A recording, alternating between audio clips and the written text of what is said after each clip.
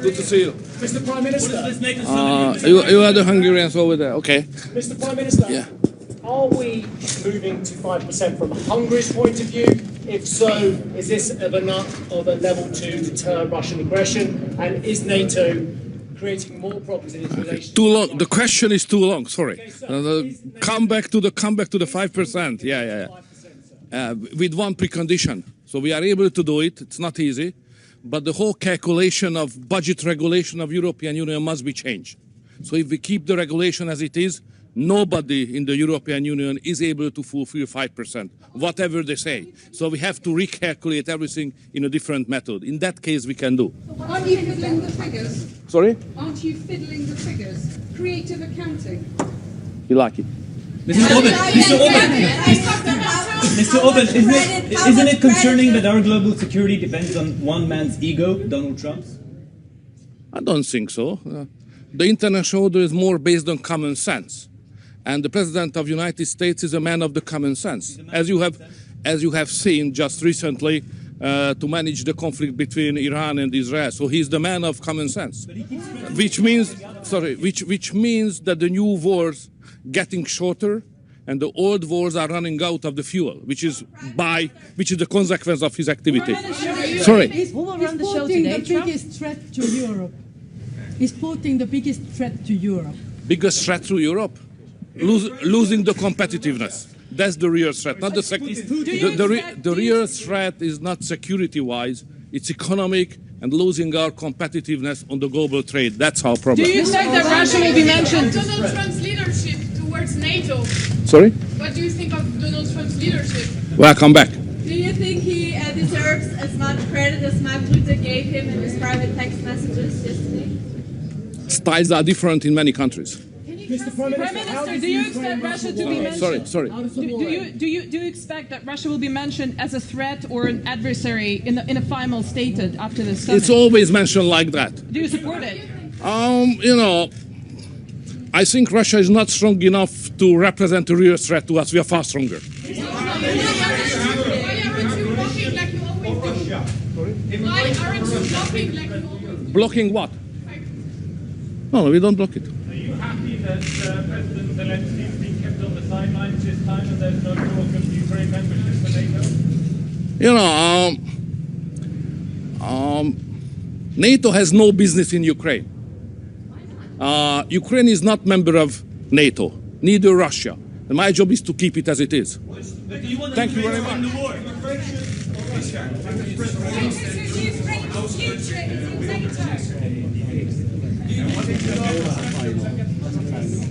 Good morning. It's always good to talk after Viktor. First of all, I would like to say that this is a very important meeting, and this is not about the technical details or about the decisions of secondary importance. I think we should choose the motto, make NATO great again. And in the center of this ambition is 5% level of spending. 5% do not deter. The percentages do not fight on the battlefield, but they must be translated into the cash, and the cash should be translated into real capabilities.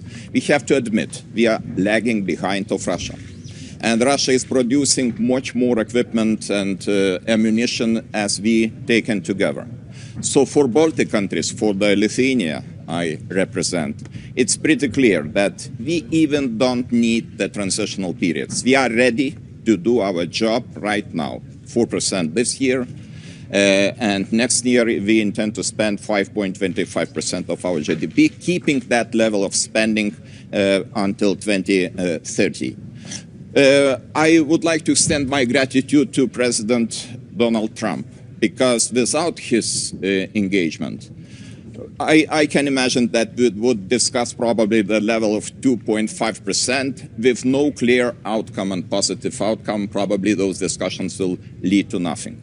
So sometimes the external pressure of our biggest ally is very useful in order to get the point, to understand the, heat of the moment and to do our job.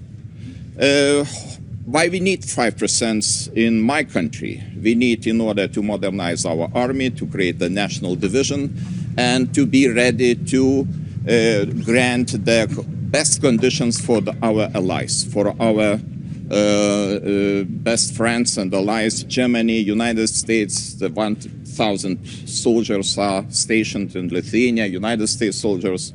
We have very ambitious plan to have full-scale German brigade until 2027. So for that, we need financial resources, and we are ready to do that.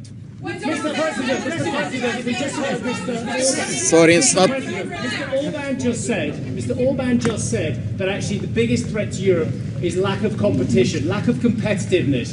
When he was asked if Mr. Putin is the biggest threat, I presume you believe Mr. Putin. I could agree with Viktor in this regard, that competition is important. But you know, we should understand very well, without the security, without our readiness to defend every inch of allied territories, all other remaining issues are just not relevant. Because if we lose our territorial integrity and independence, why we need this competitiveness? For what?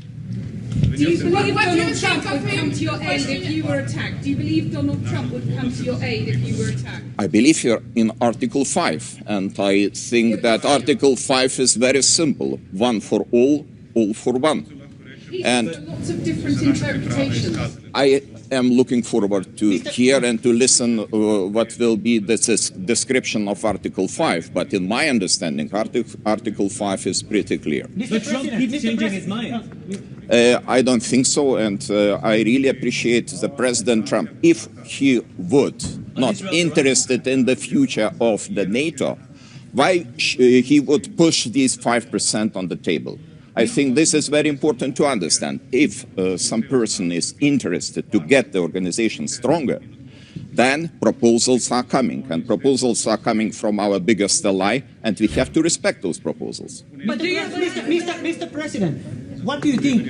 What is your assessment? Why Russia poses so big threat to us now? What are Mr. Putin's goals at the moment? Let's go to the year 2007-2008. Mr. Putin said that the largest tragedy of 20th century was the collapse of Soviet Union. And if you listen what he's saying carefully, you will explain all the activities we faced in the recent decade, starting from Crimea, going to the war in Ukraine, and of course these threats. These threats are around us. And of course we should talk not only about Ukraine, Middle East, incidents in the Baltic Sea, almost everyday incidents, attacks against the critical infrastructure. This is our reality. This is our business as usual. And this is because of Russian activities. And of course, close ally Belarus, because Belarus is another issue, and we have very long border with Belarus, and we face another kind of hybrid activities, for example, in the form of illegal and instrumentalized migration. Mr. President. Not too late for your country. And I'm from the Netherlands. We have Dutch soldiers in your country. Do you hope that they follow the German decision to stay permanent? We appreciate very much your contribution, because this is an integral part of EFP troops in Lithuania, and we all are working as a one strong power.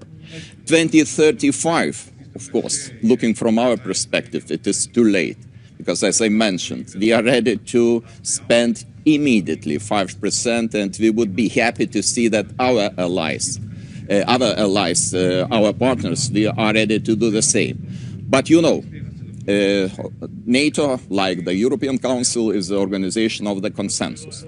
If they reach the consensus, and the consensus is 2035, let's be like that, and I hope that we will increase the financing every year, consequently, in order to reach this target. Mr. President, given that everyone seems to be as a forerunner on defense spending, how concerned are you about the flexible interpretation of the 5% target from Spain and Belgium? Do you think this can actually jeopardize the declaration? I read the sentence. Allies are obliged to spend 5%, 3.5% on the core defense spending, 1.5% on additional infrastructure spending, and to do that until 2035. And I cannot see any interpretations in the text. We all are obliged, and this is our common duty, to do the best. We should just make organization capable to withstand the pressure, not necessarily only the pressure of Russian Federation, but also the pressure of some other hostile nations.